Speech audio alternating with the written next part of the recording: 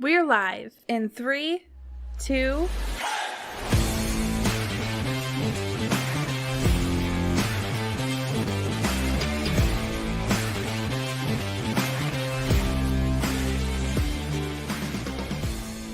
Welcome into Leatherman's, your host here, Slap a Dog, and it is episode 190, and boy, oh boy, football season is finally upon us, and I am so excited to finally have it here because admittedly in the offseason, it gets a little sad, a little frustrating at times because I just want to watch football all day, and I finally get to do that here this upcoming Thursday for the NFL. This last week, we had college football, and we're going to talk about that for just a moment because we're all Nebraska fans. We're also going to talk about the unfortunate circumstance with Ricky Pearsall, who suffered some injury.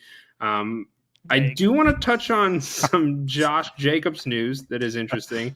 And then the NFL preview. So we're going to kind of go over division winner predictions this week on today's show, as well as MVP predictions and Super Bowl predictions. So this is going to be fun. This is going to be something different. And obviously the start of the season is coming up, so we got to talk about that. And then we talked about it last week. For anybody that missed it, we are doing Kickoff Karaoke. So every single week, Scotty, Alan, and myself, who are all here and present, and I'm excited to chat with you gentlemen, are going to be picking 4 different games, and we're going to be picking against the spread to see if we can hit or not, and having a competition. And the reason it's called Kickoff Karaoke is because whoever loses the season-wide bet that we have amongst the 3 of us will have to hear live at Leather Brains sing the national anthem before the Super Bowl. So I'm very excited to announce those 4 games, as well as discuss and pick the games and see who can get it right or wrong. It won't be me, because nobody wants to hear me sing. Before we do any of this, we talk about any of this, I have to give a shout out to our sponsor, Erica's Healthy Pet. I am telling you guys, I have been telling you guys, and I will continue to tell all you male and female brainiacs out there, go check out ericashealthypet.com.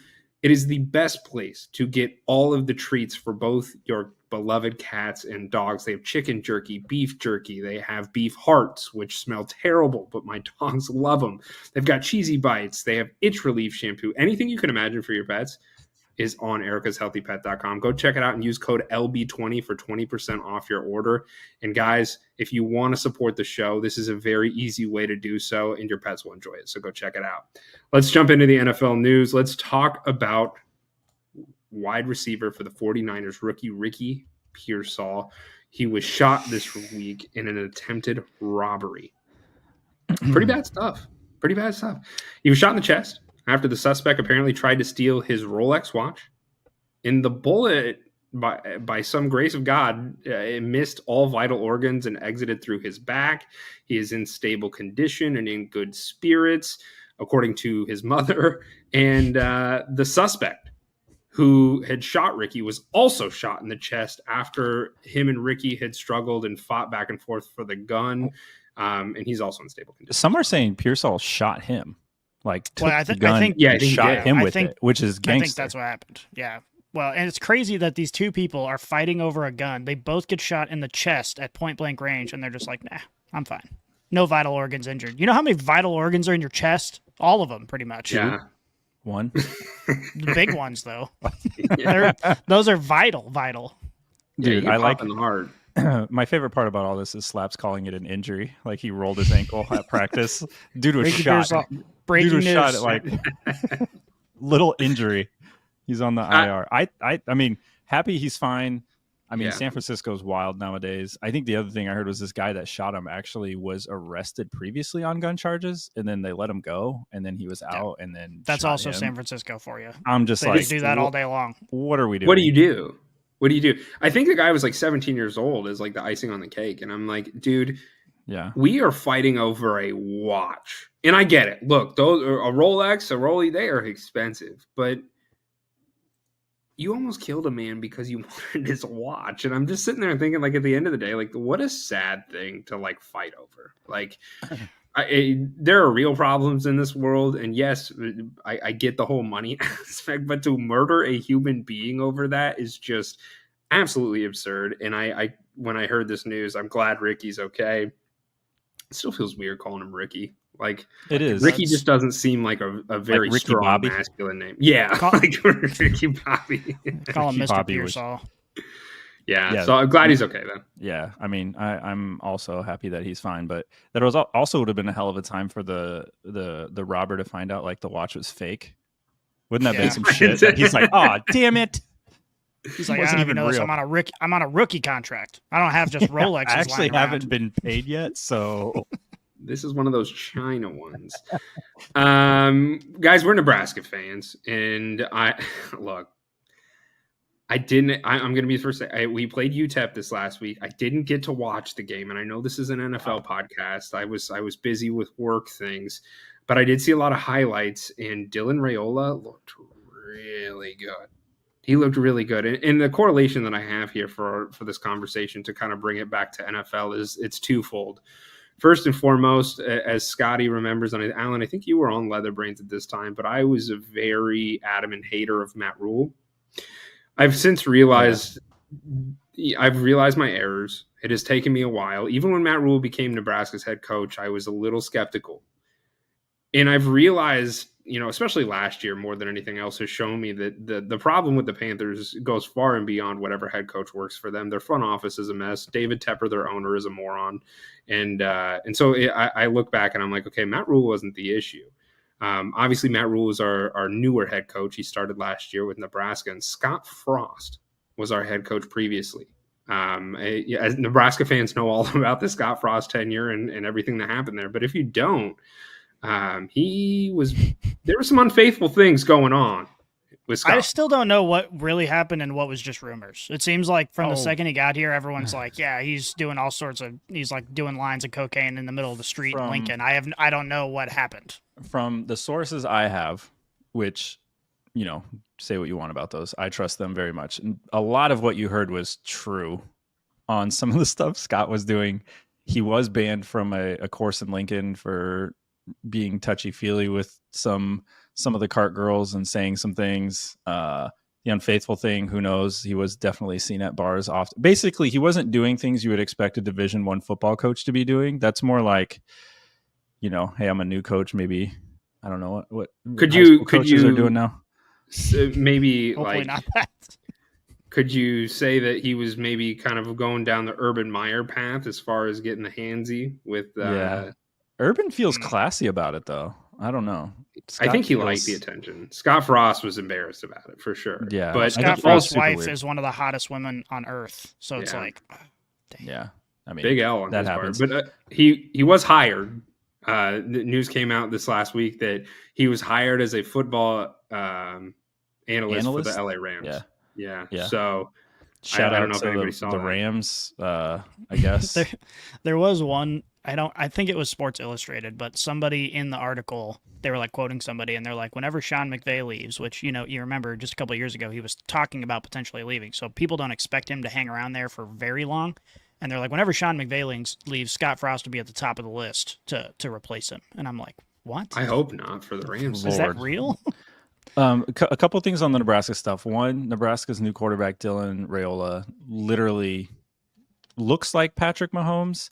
Physically looks like him. And he plays like Pat, looks like Pat. It was kind of weird to watch him. I would say if you are a Nebraska fan and a Chiefs fan, it's going to be really weird seeing basically the same guy play on Saturday and then on Sunday. It's going to get kind of confusing, being like, it looks like the same guy. Yeah. I think interesting prospect, stripping away some of the Nebraska stuff. I think super interesting from an NFL perspective. I was reading a lot of chatter just from scouts saying like they're intrigued. He has like a lot of the tools. And then if you're following the season next weekend, you're going to have also probably 2 of the top 5 picks going for next year at Colorado, and Shedeur Sanders and Travis Hunter. So if you are a college football fan, I love college football. I know a few of us do that listen as well. I think anybody that loves football kind of will dip their toe into it. So next Saturday night will be fun for multiple reasons, some of which not even football related, but that'll be an interesting game to watch, seeing some talent at the quarterback position that you could see in the NFL very shortly. Travis Hunter's a freak, dude. I can't wait till he gets in the NFL. Okay, quick poll. Do you think Travis Hunter is going to play receiver or corner in the NFL? Because right now, if you don't follow college football, this guy plays every snap of both offense and defense, and he's exceptional at both positions. He's got to play wide receiver in my mind. Like, and he is, like you said, Scotty, he's exceptional at both positions, but from a financial perspective, typically your wide receivers get paid a little bit more than your corners. And so for that, which is an interesting thing. And I don't want to get into the weeds of it, because I think we could have a very lengthy conversation about this, but like your wide receiver typically gets paid more than a cornerback. And so I think that's what he'll gravitate towards, just for like financial reasons, as well as I do think he is an exceptional wide receiver. So yeah, they tend to have a longer shelf life. Go ahead, Scotty. Yeah.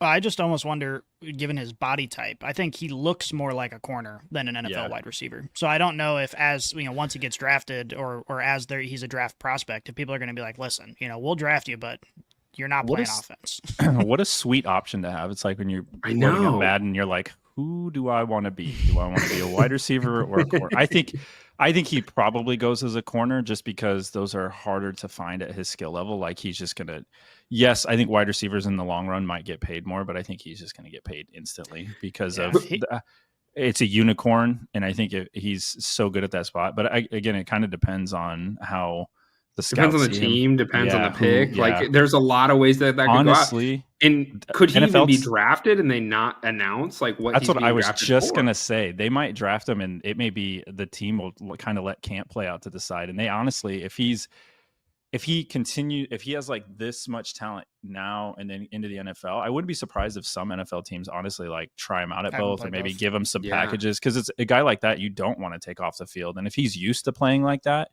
that's different, because now he's got a lot of reps. Because normally what happens now at the D1 level is everything's so specialized, and you have like a spot you're in that when you get to the NFL, it's not like you're going to do that. But for him, I mean, he plays both at such a stupidly high level. Like, it's just insane to watch him play the game of football. He's like Taysom Hill to the extreme, where like he plays defense 90% of the time, and then they're like, all right, we've got like 11 plays that we can run with Travis Hunter on offense.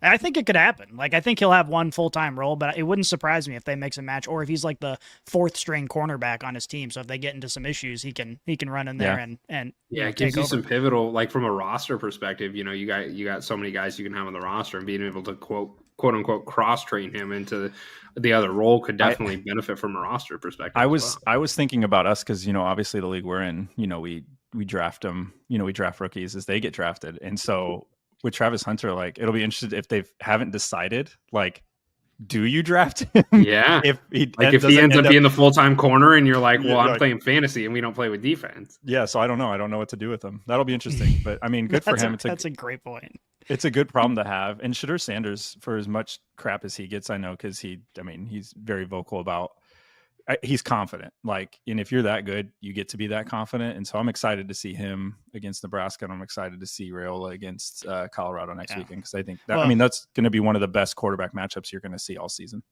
Yeah, I think so too. And we might be overreacting a little bit with that, but at least on the Colorado side, Shedeur, I'm very impressed with him, and he does get a lot of shit. But one thing about him that I've noticed, and this will be my last point on this, we can move on. But Shedeur, when he does interviews, he almost doesn't sound intelligent. And he gives me the impression that he's not over analyzing shit. He's like, I'm a football guy. I know football. I'm not going to worry myself with being articulate or saying all the right things. He just comes out and he's like, I'm all about football. And he answers questions like a coach would. And I think his play has been phenomenal. He's been screwed by a terrible offensive line during his time at Colorado, but I think he's definitely going to be a top 10 pick. Yeah, I think Shedeur is going to benefit much like Mahomes benefited from his dad being a professional. Like, Deion's grooming him, and he knows exactly how he wants him to be, and that's how Deion is. Like, you're confident in yourself, you're confident in your ability. I don't give a shit what anybody else thinks. I'm going to go play, and I respect that. Like, I'm excited to watch this game on Saturday. Depending on how much I get to watch. Yeah, sorry, that's on me. Do you think? Is there any world in which after this, Coach Sanders hangs up his hat? Deion says, you know what, I'm done here. And and I know that this is not NFL talk, and that's primarily what this podcast is, but like, is there a world in which Deion Sanders is like, I got my son to go pro. I got Travis Hunter to go pro. I'm done. I'm a radio junkie, especially NFL radio. I listen to like coast to coast guys, and I forget the name of the dude I was listening to, but he's on the East Coast, and he was basically making a point saying, I think there's a world in which Deion goes to the NFL after this year and follows Shedeur in some capacity. And one of the other guys that was hosting was like, what if McCarthy gets canned. Jerry Jones signs Deion Sanders to be his new head coach. They get rid of Dak and somehow get Shador and keep the train rolling in Dallas. And I was like, that sounds insane, but I guess nowadays you never know. But I could see, but you can't rule it out. He's a wild card. I could see a world in which all of that happens. Like, Jerry Jones would love to have Deion. Like, that gives him the umph, to have that guy at the head coach position. He gets a new young quarterback. Like, hey, don't bother signing Shador. We're going to Dallas. We're packing our bags for Dallas. Like, kind of goes along with, like, you see Deion say, like, Travis and Shador will not play for certain teams, and it's like, okay, you're like, how you don't have any freaking control over that. Like, let's say, for instance, the Broncos next year have the 101 and they need somebody. Like, you can't go in and be like, hey, we're gonna block this. Like, this isn't gonna happen. Like, it's happened before. There's no. I just don't see it before. I mean, if a team wants a guy. Eli Manning was supposed to go to San Diego, and he's basically like, piss off, I want to go to New York, and that's how he ended up there. And it can happen, especially if your dad's Deion. I think it can happen. I think if you have family pull, I think he can pull it off. I think that would be fun. I'm almost rooting for that storyline now, that McCarthy gets canned, Deion's hired, and then they take Shador. I mean, it would be electric, that's for sure. And Deion has coached every team that Shador has been on from the time he was a kid. So it's like he's coached him everywhere. So it would be very funny if he's like, yeah, Colorado, I had a great time. I made you a bunch of money. Peace out. That'd be sick. That would be sick. Okay, let's enough college talk for today, gentlemen. But I do, we're talking about players going to certain teams. Let's talk about Josh Jacobs, because he claimed that the Chiefs were trying to sign him, and he said he shut that down, saying that there was no way I was going to go there because he respected the rivalry. Obviously, Josh Jacobs used to play for the Raiders. Now he's with the Packers. I think this is just false. Like, there's no world in which I can say I believe that if Josh Jacobs was offered a contract by the Chiefs, unless, like, if the numbers were the same, like, and this is all hypothetical here because we don't know the exact, all of the background information, but Josh Jacobs claims that the Chiefs tried really hard to have him come over to the Chiefs. He said no because he respects a rivalry, and then he went to the Packers. If the number was the same, there is no doubt in my mind. Why would you not go and play for the Chiefs? I get what you're saying. Like, I respect the rivalry. At the end of the day, do you know what players get remembered for? It's getting a ring on their finger, and it's going to the Super Bowl, and it's getting immortalized and saying you're one of the best at your position. And what better opportunity than to go play for the Chiefs, who media heads, ourselves, any analysts are talking about the Chiefs going for a three-peat. Why would you not go give yourself that opportunity? And look, and that's no discredit to the Packers, because I do think the Packers are going to be really, really good this year, and I think Josh Jacobs is going to play a very integral role in that, but it's the Chiefs. So I don't know if I believe that. I really have a tough time believing that. Do you guys? What are your guys' thoughts as Chiefs fans? It's the money more than anything else. And we see this all the time with players, that players wait until the last 5 years of their career before they start ring chasing. And it's like, if you did that a little earlier, your legacy might be better, but you might not make as much money ring chasing right away. So I think he's dressing this up for the media. And ultimately, as a fan, I'm like, hell yeah, like, respect the rivalry. But I think it's just, he probably got multiple offers from multiple places, and he just decided the contract was better and didn't want to go to the Chiefs for that. I think if the Chiefs offered him a shitload of money, he would shut his mouth and go play for the Chiefs. And who knows if they even offered him, or if they just called, or if somebody called his agent and was like, hey, you interested in the Chiefs? And he's like, no, probably not, because maybe he knew what the contract was going to be. Sure. I think there's a little bit. Is there some truth there? Yeah, the Chiefs were kicking the tires on a lot of running backs. They just signed Samaje Perine for about $1 million, and he's going to be there as like a third down back. So they were definitely looking, but I don't know if they were going to be willing to pay anything that Josh Jacobs wanted to, be like the bell cow back. They have Pacheco, they have some things they like, and I think Jacobs would definitely be an upgrade, but I don't know if the Chiefs ever wanted to spend that money to upgrade that position in particular. So I think it's a little bit in the middle.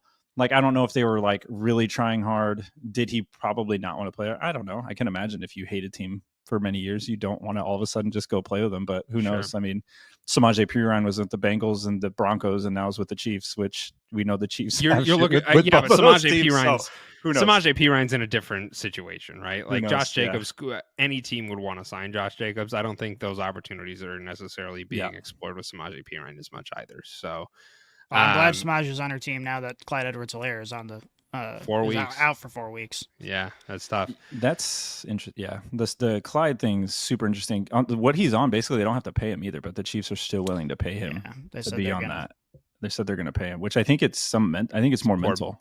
That's poor business decisions by the Chiefs. That's why you're not going to make it to Drafting him was a poor business decision. well, But now that I he's can- there, I True. want him to get money. True. I want him to can- be happy. The last couple have sucked. Touche.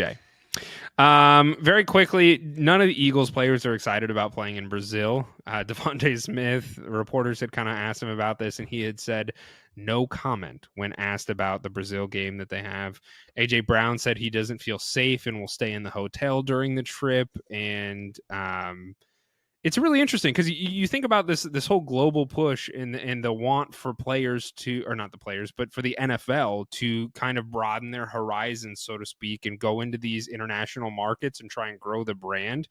And then you hear things like this, and it's like, I don't know if players feel comfortable with this. So why are we doing this? You know what I mean? Like, if AJ Brown's sitting there saying, I don't feel comfortable leaving the hotel room, like, that's kind of worrisome, I would think. And that doesn't make me as a fan, like, I'd be like, damn, that really sucks. Like, you know, because you think about, like, all we do is watch these guys on Sunday. But there's a lot of other things that go into this and that we aren't necessarily privy to, whether it's their, you know, pregame regimen or like being able to sleep in their own bed and et cetera, et cetera, et cetera. Like, that's kind of tough and throws off their Losing mojo out on a little home bit. game. Yeah. Like, as a player, the I'd home just game be sucks. pissed.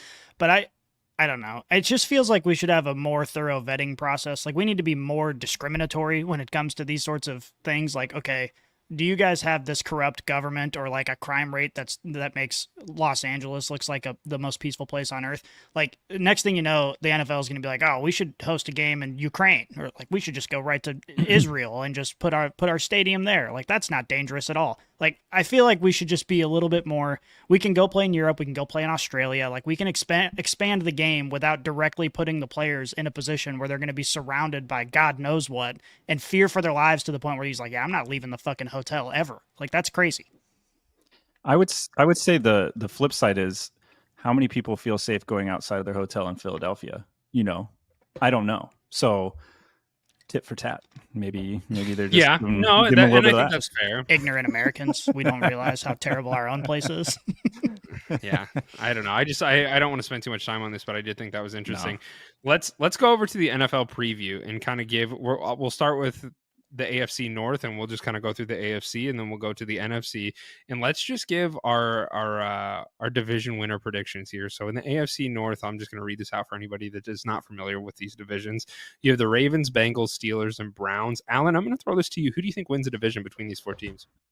Yeah, this is going to be interesting because last year I think was largely dictated by Joe Burrow getting injured. I think that really changed the landscape of how that division looked. Lamar ended up going on to having an MVP season, the Ravens winning that division. I think I'm going to go with the Bengals. I think Burrow stays healthy. I think this team gets back on top of the division. I would expect the Ravens to slide back maybe just a little bit now that that team's stronger. Maybe the Browns get a little healthier. The Steelers maybe a little bit better. I know the Steelers have their own problems, but I think by and large, I look for the Bengals to come out and win this division this year after finishing, I think, last year. So I think it's going to be one of those things where they're going to be right back in the middle of the playoff discussion. Scotty, do you agree with that? I do. I agree with the Bengals. Joe Burrow's kind of had a on year, off year, dictated by injuries, and we're on the on year now. So I think Joe Burrow is going to have a good season, and this whole division has gotten better this year. But I do think that when Joe Burrow is healthy and the weapons that they have, assuming Jamar Chase, everything works out there, which I think it will probably in the next day or two. But I do think that everything is going to be great for the Bengals, and I think they're going to dominate this division. I think the Ravens are obviously going to be really good, but assuming that the Bengals can win the games they're supposed to win, it wouldn't surprise me to see the Bengals go all the way. I'm going to jump on the train, fellas. I also do think it's the Bengals here, and you know, the Ravens are right behind them, right? And I don't want to say that if I was to pick anybody at the bottom of the barrel, it would be the Steelers, just because I think this is a really tough division. But I do think the Bengals are going to run away with this if Joe Burrow can stay healthy. And that's that. We have to put an asterisk here every single time, because that is always the sentence that follows, right? The Bengals are going to be good, but only if Joe Burrow can stay healthy. That's really been the catalyst for the entire Bengals season, is can their quarterback stay healthy and push them to excellence? And when Joe Burrow is healthy, we've seen what they can do.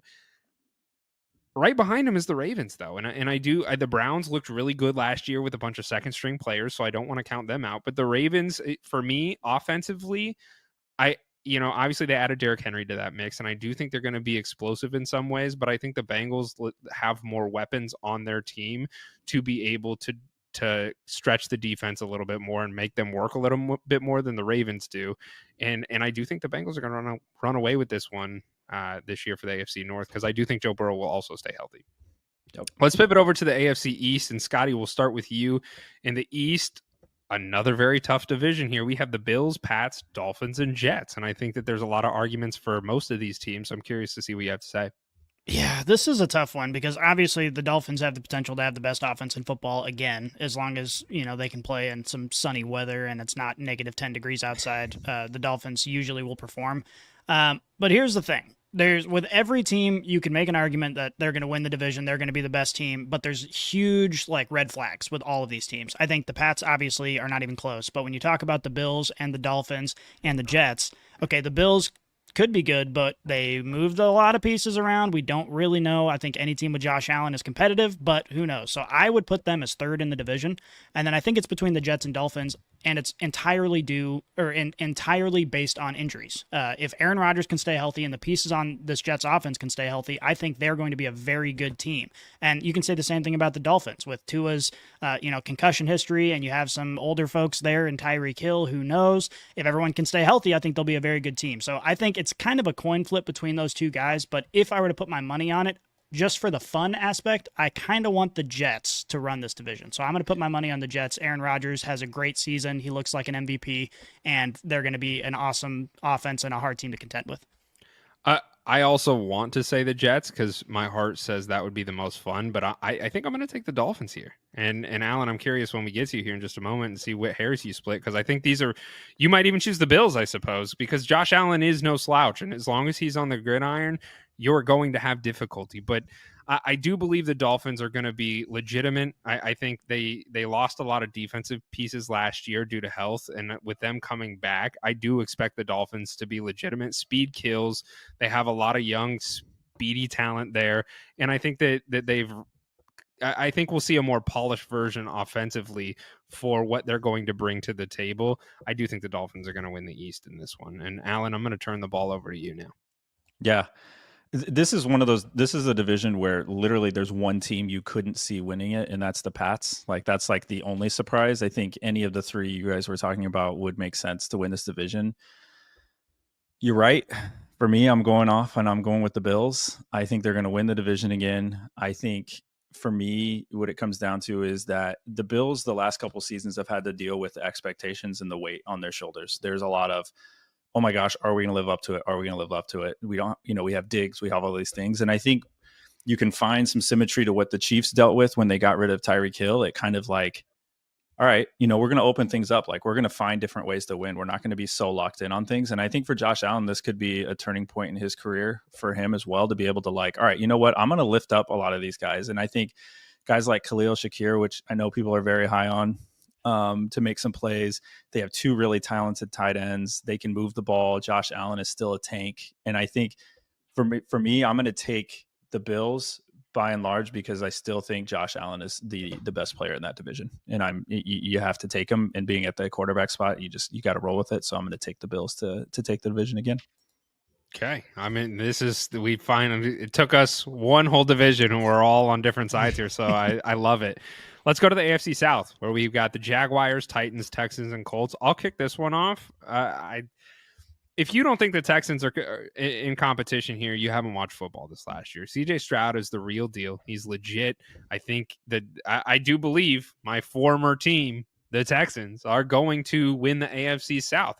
And I think the Colts really aren't that far behind them. And nobody's really talking about the Colts. Most people are talking about the fear of Anthony Richardson, and we saw him in preseason have a couple misconnections and throw a couple interceptions and not look polished. I think the Colts are legit. I do think the Colts are a legitimate team. Let's not forget Michael Pittman and Jonathan Taylor. Anthony Richardson, through his first couple rookie games before he was injured, looked amazing. And then the Colts kind of, I mean, they had Gardner Minshew, and they were, we talk about it. They were one play away from going to the playoffs last year, boys. Like they were right there. And so I do think the Texans are a better, more polished team. They have some additions, Joe Mixon, Stephon Diggs from an offensive perspective this year. And I do think that that's really going to help elevate them to the next level. But I think the Colts aren't far behind them. So for me, I'm going to take the Texans here for the AFC South. And Alan, we'll go to you next. Same. I mean, it's got to be the Texans. This is one of those divisions where there's a lot of question marks all over all the other teams except for one. Even with the Jags, obviously we've talked about it ad nauseum on this podcast. Like, we're not sold on Trevor Lawrence being the guy. He's just kind of a guy they need to have. And there's no other team that really threatens them top to bottom when you look at the roster and the additions that the Texans made. Aforementioned Stephon Diggs being on this team now and not really being the focal point, which is an interesting piece and wrinkle to this team. I think the Texans do win the division. They're still young, though, so they're going to make some dumb mistakes. So I don't think they're going to run away with it by any means. I think it'll be tight, but I think they have the most talent, and they, again, have the best quarterback in the division to pull it off. Scotty, you're nodding your head. You agree? I agree. I think in this division there are two tiers, and it's the Texans and everybody else. And I think it's going to be a tough division for everybody, but ultimately the Texans are far and away the best team, and they have the most upside. We've seen what C.J. Stroud can do, and he looks like he might be one of the top-tier quarterbacks in the NFL. So I think if I were putting money on it, I would bet on the Texans for sure. Okay. It's AFC West. Obviously, you guys are Chiefs fans, and the Chiefs are kings of the AFC West, or historically have been for these last few years. But we also have got the Chargers, the Broncos, and the Raiders. So, Alan, who's going to win the AFC West? It's got to be the Chiefs until, barring injury. I guess we could put that as a caveat for everything. Barring any injuries, I think the winner is not as intriguing to me in this division because I think it will be the Chiefs again. What's going to be interesting is who takes a step forward. I don't know if the Raiders are there to take the step forward, but it'll be interesting to see if Bo Nix is the answer in Denver and if the Jim Harbaugh experiment works in San Diego. It's going to be who gets there first to the podium out of those two. So for this one, rank them. Okay. I am actually going to go Chiefs, Broncos, Chargers, Raiders. I think the Broncos do finish second in the division. Oh. I think they're going to get overlooked because of what has happened with Russ over the last few years. But I think they know what they want to do, and I think that's the key. And I'm not so sure if the Chargers know what they want to do yet, or if they're all on the same page. But it looks like the Broncos are. Okay, so presumptually, Scotty, you're also going to take the Chiefs, as most NFL fans probably would in this situation. So why don't you rank the four teams just like Alan did? Yeah, definitely. So KC obviously first, and then I'm going to put. This is tough because I think, like Alan said, I mean, there's a lot of wild cards here. We don't really know how these teams are going to look, but I think if I were to put money on it, I would put the Raiders second, Broncos third, Chargers fourth. And the reason for that is because the Raiders are a team that is going to get muddy. They're going to get they have a stellar defense that only got better this offseason. They have a ton of pieces there, and I think they're going to take good offenses, and they're going to make it muddy and nasty and disgusting, and they're going to win some sloppy, gross games. And other teams aren't going to be able to play their normal playbook against them. It's interesting because I tend to agree with you almost entirely here, Scotty. I do have the Chiefs as number one. If any NFL fan, you're either you're delusional or you don't watch the NFL, because the Chiefs, and we'll get to the Super Bowl predictions, and I'm sure the Chiefs will be a heavy conversation here in that conversation, but the Chiefs got to be number one. And then after that, it gets interesting because there's a lot of question marks with all three of these teams. I'm going to agree with you, Scotty. I think the Raiders are number two, which is kind of crazy for some people. But I think it might be very stupid. We'll find out. We could be idiots. It's one of those things that's like, it could happen. Yeah. And I do think the Raiders defense is really, really great. And then I don't think Gardner Minshew is an incredible quarterback, but I think he's certainly a usable quarterback. So that's kind of why I put the Raiders there, is because of their defense alongside with their offense is still going to perform. I do believe that. I'm going to put the Chargers in third position. They still have weapons. And I know it's kind of tough to believe because they lost Mike Williams as well as Keenan Allen, but they have Justin Herbert. They have Joshua Palmer, who was really the wide receiver one for half the season last year anyway. I do think the Chargers are in third, and then I'm going to put the Broncos in fourth. And I do think Bo Nix is legit, and I do think Bo Nix is the real deal. And Sean Payton, I think you're a scumbag piece of shit, but I do think the problem with the Broncos overall is the lack of offensive weapons aside from Bo Nix. You have Cortland Sutton, and then you have a lot of question marks with a lot of rookies. So that's why I've kind of put them in fourth. Do you think Sean Payton and Arthur Smith are going to have like a get together and just talk about the hate that you've spewed their way over the last? They get together. They have like a group, like a comfort. They group, need a support. They need a support. Yeah, group support group. For just Slaps talking about Leatherbrains. Oh yeah, this guy. Do you just hear what those sons of bitches said about it? Said about us this week. I get some DMs from them occasionally, and it's like, hey, do you think you could lay out, like, just kind of like give us a layup on 1 week? Like, we tried really hard, and I unfortunately, I'm a tough guy to please, and I tell them, go fuck yourself. You need to do better. Alan, who's the coach that you hate the most? Oh God.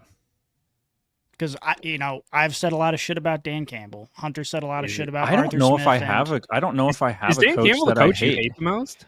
No, I wouldn't say that, but I've definitely talked shit on him the most out of everyone, for sure. But again, as I've said many times, it's not because it's spewing out of my heart. It's because everyone else treats him like Jesus Christ, and so I have to rebut that. That's the only reason I talk about it.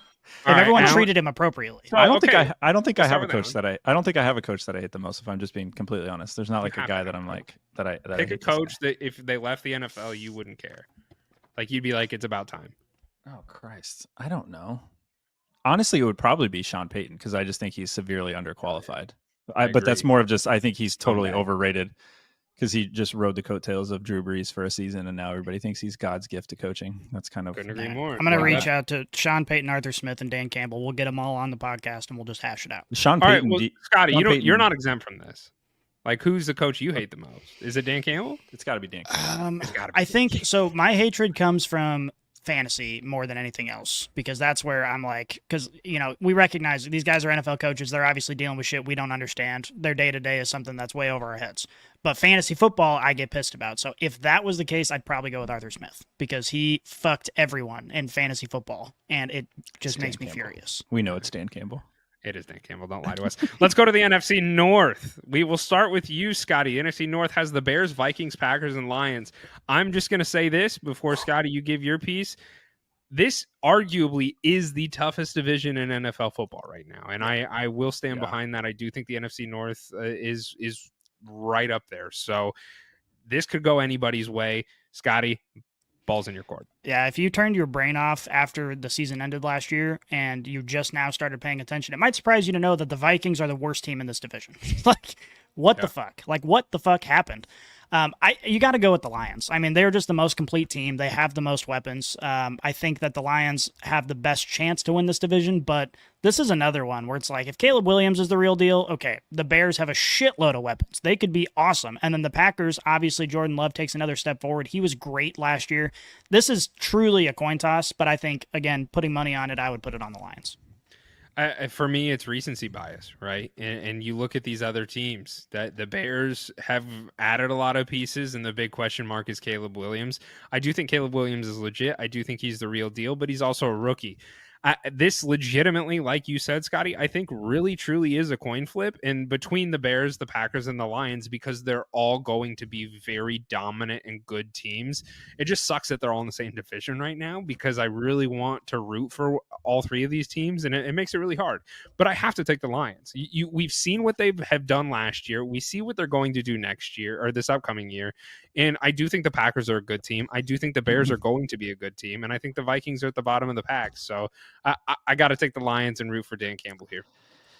Yeah, I think if you want to take what it has to be the Lions. They were just there. They were a half away from being in the Super Bowl, which they should have had. They had the 49ers. They had them dead to rights. That for all intents and purposes, that should have been Dan Campbell coaching in the Super Bowl. I think I went back and forth on this one, because the one thing you don't know is Jordan Love. Like, was that the step forward? Is he done taking steps forward? Does he regress? You don't know. I'm going to take the Packers, though, because I am a gambling man and I don't want to stall pick the same team, and I was in between anyways. So I am going to actually take the Packers to win this division, mainly because I think Jordan Love cements himself as the best quarterback in this division going into next year. Not saying that he's going to be that way forever. I think Caleb Williams still needs some time to develop just a little bit and get comfortable with those pieces. But I think the Packers end up winning this division this year. And I think the two playoff teams that come out of this division are going to be the Packers and the Lions. I think the Lions will be right there. But top down, this has to be the best, because unlike the AFC East, where you have the Pats and you're like, I don't know if I can name a single player on that team anymore. On the Vikings, you still have the best wide receiver in football. You still have weapons like it. So top down, like you're going to, in this division, you're playing somebody. If you're playing somebody in this division, like somebody's getting you that week. So it's going to be tough, but I think at the end, I think the Packers go back and like sit I said, on top. I don't think there's a wrong pick here. Yeah. This is more just your own. Now, if you were to say the Patriots you think are going to win it all, I'd call you delusional. But in this division, that is, it's tough. a legitimate thing. Let's go to the NFC East. We have the Eagles, Giants, Commanders, and Cowboys. I'm going to kick this off. It's the Eagles for me. And I firmly do believe that the Cowboys are interesting. The Giants and Commanders, to me, have a lot of work that they need to do before they're in the hunt or in the conversation here. Cowboys, they historically have made a wild card play and then they fizzle out. And really, with the addition of Saquon Barkley, they have Jahan Dotson now with the Eagles. Like, there's absolutely no reason. And they have Kellen Moore over there as their offensive coordinator now. So I expect the Eagles to be, in the Super Bowl conversation. And I think that most people do, just based on the roster that they have. So I'm going to take the Eagles. The Eagles have potential to have the best offense in football. And we are, because of recency bias, we saw the way that they fell apart last year. But they have potential to really bounce back hard. And I actually think the way that it ended last year is even more motivation for them to come out and just not take any moment for granted. So I tend to agree with you. I was toying between the Eagles and the Cowboys because the Cowboys are always right there. I mean, they're always right there. And it kind of feels like the Cowboys have this realization now with Dak that they're like, okay, it's like a make or break kind of situation right now. Like we've pushed this down the road so far, and now it's like we got to start making decisions. So I think their players are going to come out with a sense of urgency as well. Ultimately, though, it's hard to bet against Jalen Hurts. It's hard to bet against that new revamped offense in a lot of ways. Obviously missing Jason Kelce now, but I do think that they're going to be a top tier team. Super interesting piece of this equation is the fact that most of these teams, you have questions about a couple questions about two of the most important pieces on the football team, and it's their head coach and it's their quarterback. And for the Eagles and the Cowboys, it's largely the same thing. I don't know if their head coach is actually that good, because Sirianni fell apart last year and seemed to have lost the locker room. Yeah. And then people are questioning Hurts, like, okay, the outlier of his career is the year they went to the Super Bowl. Last year was actually very on par for how he's typically performed. So is he going to go back and have a Super Bowl contending year that he had, which seems like the outlier, or is he actually just going to fall in and that's who he is?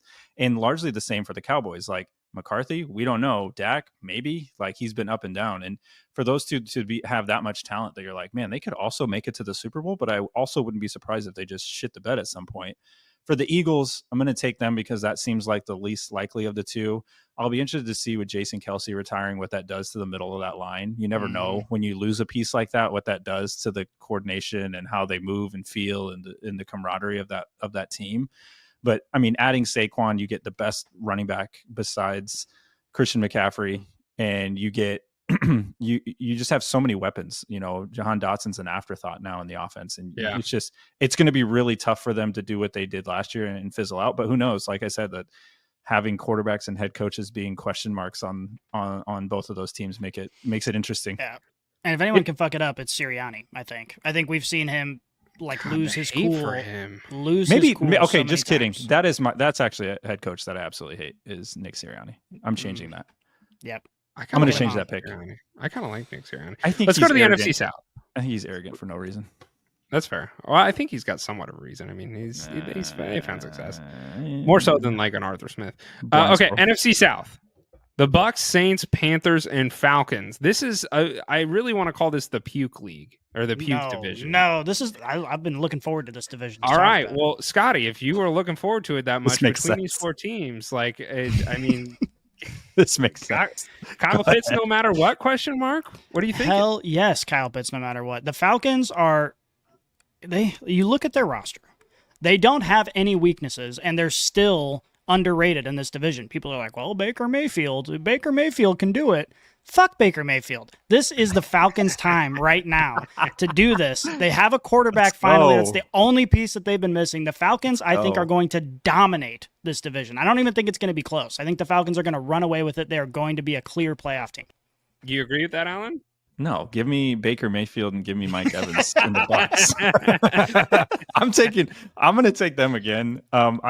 I don't know. That's just fun to me. Mike Evans, one of the more severely underrated wide receivers in history. I think he just 1,000-yard season after 1,000-yard season, he just produces, and it's gonna be close because I do think the Falcons, that is the piece they needed. The question mark is which one are they going to go with? If they go with Kirk, but he's not quite healthy yet, and they kind of fumble that, and then the development of Penix Jr. kind of gets upside down. Now you're kind of at the same spot you were last year, where you're just like not sure at the quarterback position, and they could largely be a self-inflicted wound. So I'm just going to go with, I'm not like super confident about it. If you were to make me bet on it, I would be putting a lot of money on it, but I'm going to take Baker Mayfield in the Bucs. It's hard for me to do that. I'm rolling Falcons as well. I'm buying into the juice that they're selling here because I do think that they are going to be a good team. I think Arthur Smith was not a good coach. I think they struggle with the quarterback position, like Scotty mentioned.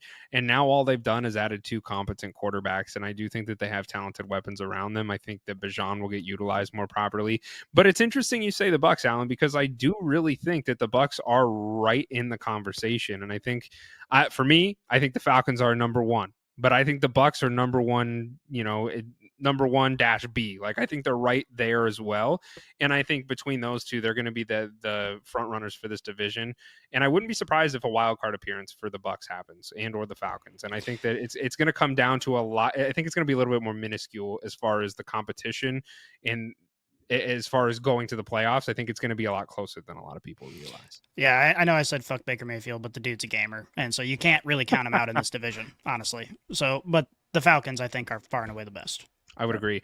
Let's go to the NFC West as the last division here. This is the Rams, Seahawks, 49ers, and Cardinals.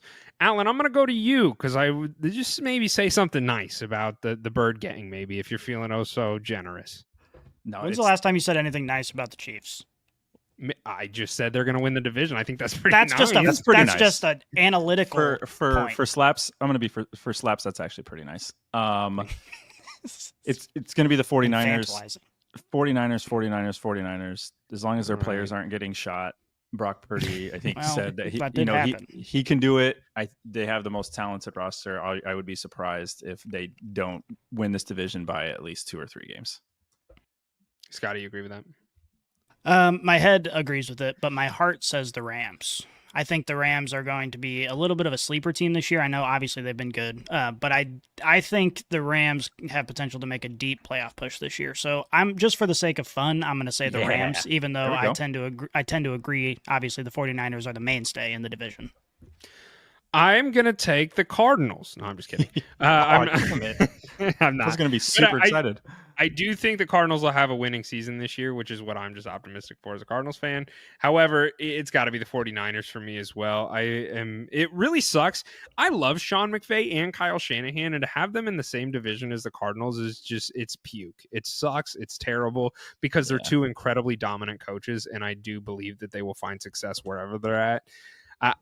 I like both the Rams and the 49ers, but the 49ers, I think this is a cliff and they're really approaching it very quickly here, and they need to figure some stuff out. And I think this is kind of one of the last quote unquote hoorahs for them from a health standpoint, an age standpoint, a personnel standpoint.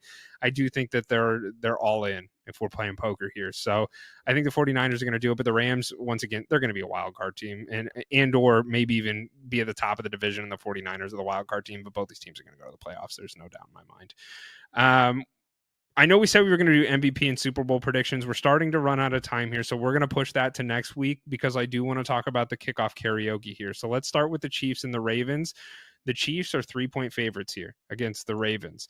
So, Alan, I'm going to start with you. Do you think that the Chiefs cover that 3-point spread there or not? Because this is part of the game. I'm going to take because we're betting. This is obviously for anybody listening or watching. We're not picking who's winning. We're picking who's covering the spread. So this is meaning the Chiefs are going to win by 3 points or more, or the Ravens are going to lose by 3 points or less or win. This is going to be tough. We saw last year how the Chiefs came out in the opener very sloppy. I'm honestly like, this could just be a totally jaded fan. I'm expecting just a little bit more sloppy as well. Hollywood Brown's not going to be there. They're going to be working in some pieces, Xavier Worthy. I'll be interested to see what they do on defense. That's going to probably be the bread and butter for a few weeks, but I'm actually going to take the Ravens to cover. I think the Chiefs win, but I think it's going to be really, really close. I think maybe a late field goal gives them a 1-point win on Thursday night. Scotty? I hate to say it, but I agree. Again, the Chiefs are tough for me because every single week, no matter who we're playing, I'm like, fuck, this team is really good. And I know our team I watch our team every week. I know we have so many weaknesses that, it just kind of works out throughout the season. But every week I'm like, fuck, like they're going to do this. They're going to do this.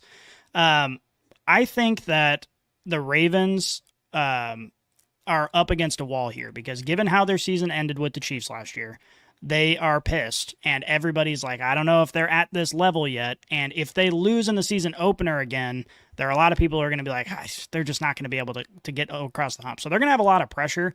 But ultimately, I think that pressure is going to elevate the Ravens. I think we're going to see a better version of the Ravens offense than we did last year. I think they're going to move the ball. Lamar Jackson's not going to make as many stupid mistakes, and they're going to capitalize on the Chiefs, which have a tendency to start the season slow. So I think that the Chiefs win the game just because I'm a fan and I want that to happen, but I do think that I'm going to take the Ravens in the spread. Gentlemen, you guys are both Chiefs fans. You were supposed to pick the Chiefs, so that way I could get my first outlier this year. I am taking the Ravens to cover the spread as well.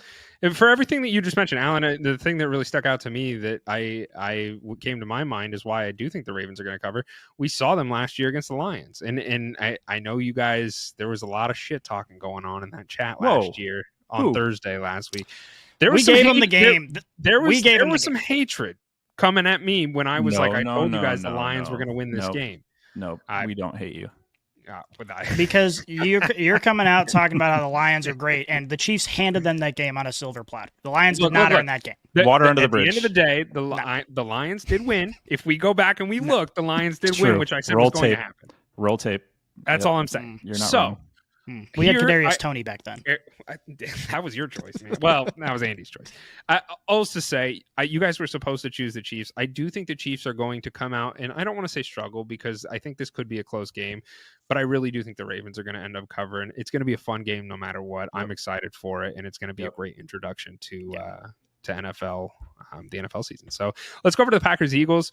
The Eagles currently, and I do want to preface by saying this, I should have said this at the very beginning. This is what currently it is. So if, by the time you guys are listening to us record, we are a couple hours behind the actual news.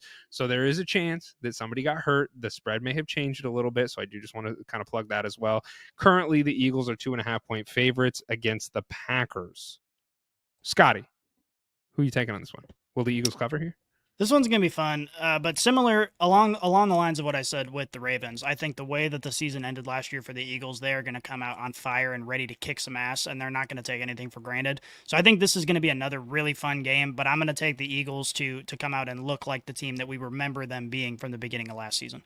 I'm going to do the same thing. I think that between Saquon Barkley, you've added a lot of weapons there with Jahan Dotson. I do understand Kelsey's no longer around, but I think the Eagles are going to come out with some fury, and I think they will cover that 2.5-point spread. Alan, do you differ from our opinions here? No, I got to go with what I had written down on my own notebook. When you're playing, listen, I think I would have taken maybe the Packers to cover if this was played in the States or in Lambeau. I think I would have obviously taken the Packers in that one, but being that this is in Brazil, these games are always weird. Things don't look the same. It's the first game of the season. So you go with things that are portable.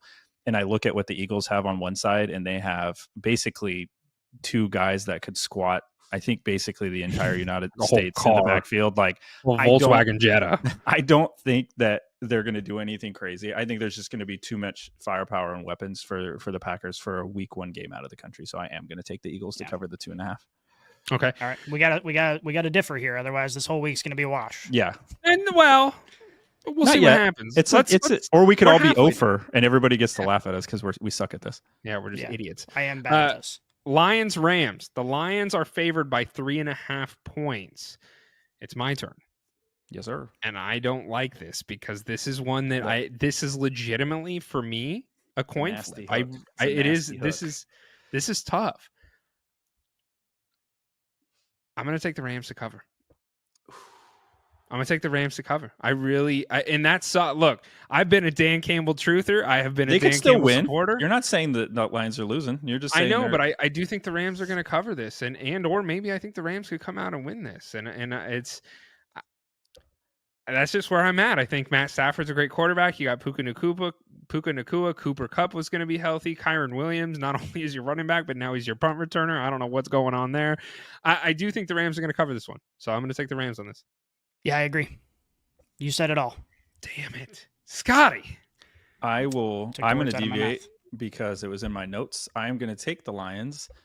I think the Rams, I mean, they dealt with some injuries. There were some in and outs. They started to get things back online towards the end of last year. I think Nacua is just like the story of the year, how he came out.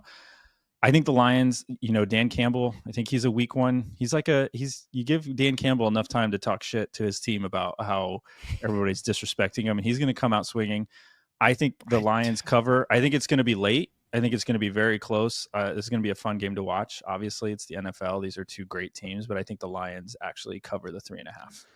If Dan Campbell is still pretending that the world is out to get the Lions, he is more delusional than even I thought.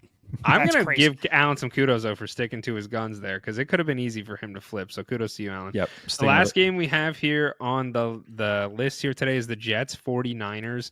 49ers are 3.5-point favorites. Allen, I'm going to throw the ball back to you. This is also a nasty one because you can kind of see it going anyway. What I had written down, and I had a different line. The line I was looking at was more opening line, and that was pushing 6. So it has actually come back down from the craziness, but I'm going to have to stick with my guns. I'm going to pick the Jets to cover the 3.5. Wow. I think the caveat here is that I think we throw this out if Aaron Rodgers doesn't last a full series again. I think we just throw this one out the window. On the fourth play. Listen, the Jets have just a stupid good defense. Offenses tend to struggle out of the gates. Aaron Rodgers has been here before. I know there's been a lot of back and forth about what's he doing to the team. They're talented. Everybody forgets they have Breece Hall, Garrett Wilson. They are super talented. By and large, they're like a mirror of the 49ers, besides the quarterback position being different ages on the opposite ends of the spectrum. But I'm going to stick with it. I'm going to give me the Jets to cover. I was looking at the 6. I'm not going to change it. Give me the Jets to cover the 3.5. Scotty, you taking the Jets or the 49ers, buddy?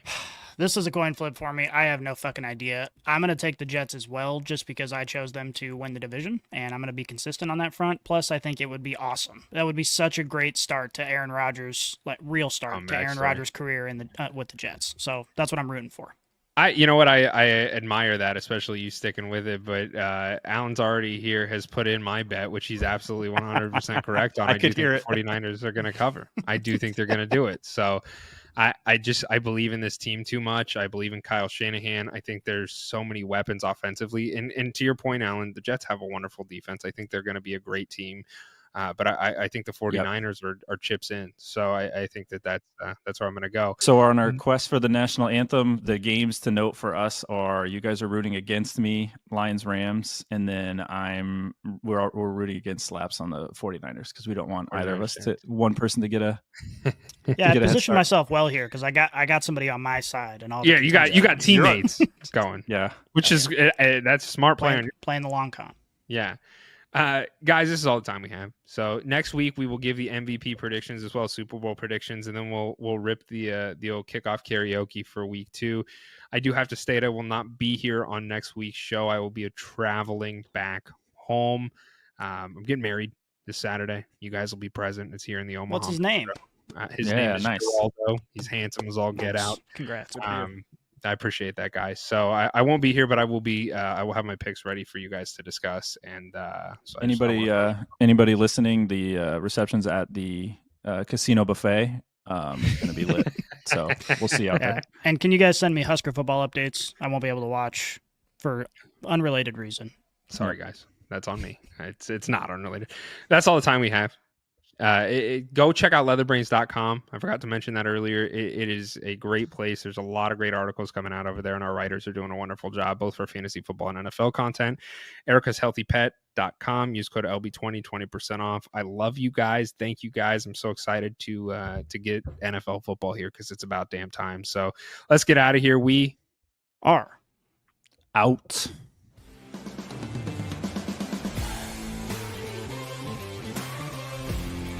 If you enjoyed this episode, make sure you tune into our new releases every week on your favorite podcast app.